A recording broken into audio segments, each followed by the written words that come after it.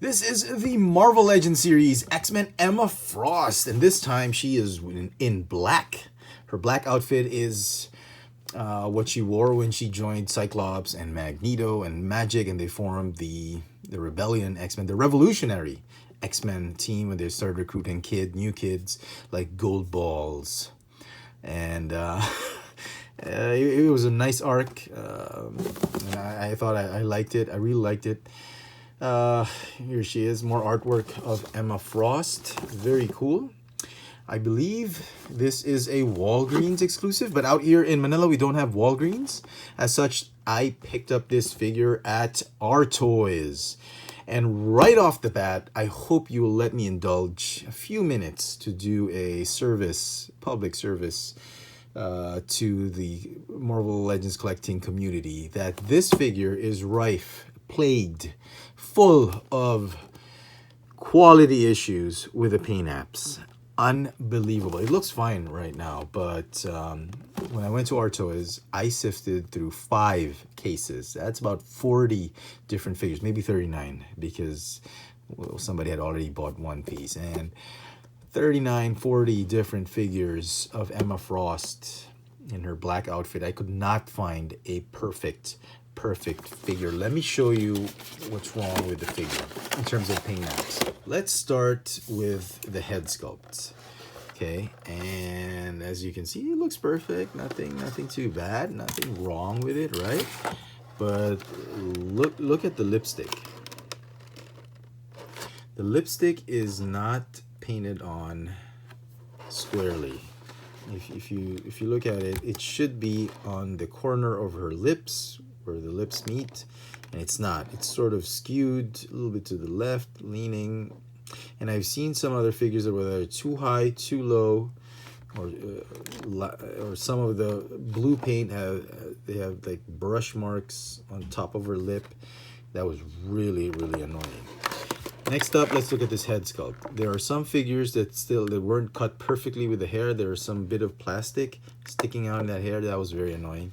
And a lot of the times of this figure, the lipstick is fine, the eyes are fine, but apart from the super glue, you need to look out for that hair. There are a lot of spots. It's like she has moles. There are some black spots here and there at the bottom of the chin. And this was the most perfect one. And probably the biggest quality issue I saw with this particular extra head sculpt was the tip of the nose. This one's perfect. But be wary, because there were some that had a smudged nose. It was as if that nose was touched to something very hot, and it had like a button on it. It was very annoying. I saw a couple of figures that had that. Be very wary of that. Next up, her torso.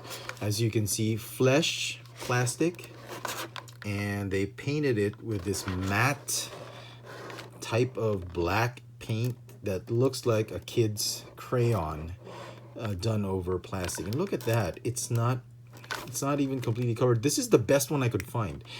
There were others that still had the flesh under her breast, and there were a lot that had that. If you look closely, there's a thin, very thin line right there. That's the most perfect one I've seen. There are others that had thicker lines going about it. It's like they didn't cover it perfectly. They just sprayed painted it on, and some of the black paint went on, and you can literally see another outline on top of that. On top of her garb, and it's just annoying. And if you look at her midsection, it's black plastic that they painted flesh. I mean, come on, Hasbro, it's not that difficult. You could easily have used flesh plastic on this and painted it black like what you did here. And instead of painting it with this matte finish black, you could have done a little bit more of a glossy black paint, like maybe something like this, but they didn't. It's just uneven, and there's a lot of, like I said, this was the most perfect one I saw. There's a lot of blemishes here and there. You can even see a little bit more here, but there were worse figures. Next up is the belt. As you can see, it's not evenly painted. It's missing a few silver lines. It's too thin down here, but this is the best one I could find. There were some that had the silver paint skewed to the right, to the left. I even saw ones that had that shiny black paint on it and then painted silver on. I mean, they had black paint that was shiny. They could have used that for these other pieces. It was shiny here and then not shiny there. It was ridiculous. Again, and then for the boots, there's a little bit of a white residue on some of the figures that I've seen, but this was the best one I could find.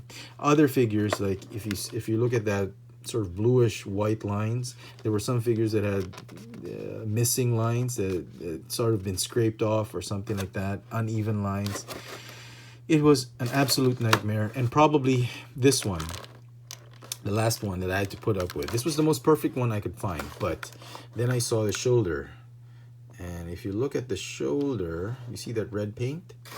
It's not flush square on to where it should be. Look at that. I thought that was the easiest thing to paint, and they missed it. That red is skewed to the right or too low than where it should be. You see that groove right there? It should be dead smack there. I've seen figures that were perfectly painted X right there, like this one. This one is a little bit more perfect. Sorry I haven't taken it out. I'll show it to you more when I take out the figure, but I'm just trying to show you the quality issues while she's still in packaging, because when you're looking through several, be wary of those, and it can be very, very frustrating. And I looked through 39 different figures, and I couldn't find one that was absolutely perfect. This was the most perfect one I could find. For quality control on paint apps, this figure should deserve a rating of a 4 out of 10, just for the paint apps alone. It took me about 55 minutes to find the right one and leave the store and pay for it. And here is Emma Frost out of packaging. I mean, save for the shoddy workmanship on the paint apps, it's actually quite a lovely figure mold. I actually like this figure. Wonderfully sculpted, beautifully sculpted actually. It recycles some parts from other figures here and there, and incorporates new pieces into the sculpt. I liked it actually. Look at this. Absolutely stunning. As I mentioned earlier, she comes with an alternate head. Very nice. Kind of reminds me of a comic book called Dark Child. Nicely sculpted. A pair of fist hands. That's fine. Now the figure comes with this sort of trench coat or cape, and it's a brand new sculpt. I've not seen this on any other figure before. It's possible to remove it if you wanted to. It's a separate piece. It's not glued on to anything. I think it's possible to remove it. We'll try it out and remove it later when we do the comparisons with the body sculpt. She's got a belt piece right here, as I mentioned earlier. The straps on her boots, cuffs right here, separate pieces. And these bracelets, I think, are glued in, or they're not. They don't appear to be molded in. They look to be separate pieces, but yep, they are separate pieces, but they're on tightly. They're on very tight. One last gripe about the figure, I'm sorry to be nitpicking, is that these shoulder pads are attached to that coat or cape, and they're soft PVC material, so if you move the arms, they do bend up, but when you move the arms back, they kind of stay up, much like the War Machine shoulder armor. You kind of have to just bend it down a little bit. I don't know how they could have remedied that. Maybe they could have stuck those pieces onto the shoulders, but again, that would have been, they could have probably popped out as you articulated the shoulder. I don't know how they could have fixed that. So for size comparisons, here she is with other female Marvel Legends figures. You got the 80s Storm, Jim Lee, Psylocke, and Rogue, and she stands head to toe just under 6.5 inches tall. Okay, now as I mentioned, the cape is removable, made of this soft PVC material. There's no wash on it. It's just this red paint to mark the X. This one's pretty good. Like I said, the one I got for the with the X mark being a little bit skewed on the right shoulder armor. So yeah, you can remove it. Now onto the figure itself.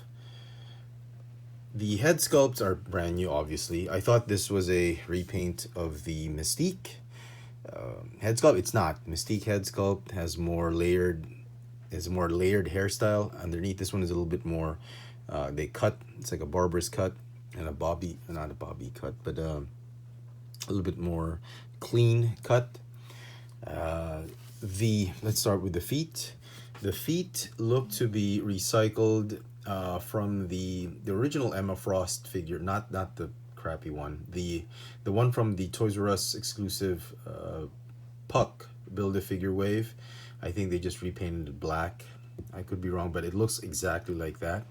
The legs appear to be thighs, and lower legs appear to be Psylocke legs, as well as the lower torso.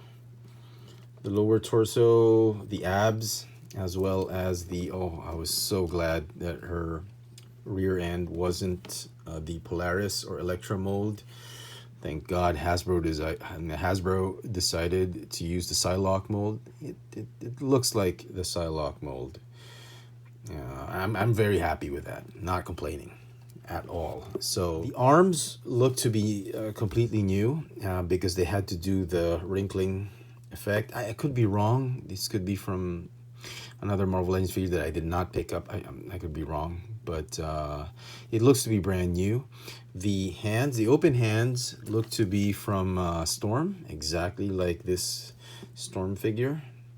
Yep, it is exactly like it. They didn't bother painting it or remolding it in a different kind of shade of black. It's the same black plastic they used. The fists appear new. I don't know. It's like they're too small to be Psylocke's fists, so they could be new. Or they could be from a Spider-Woman figure that I never had or I don't have anymore.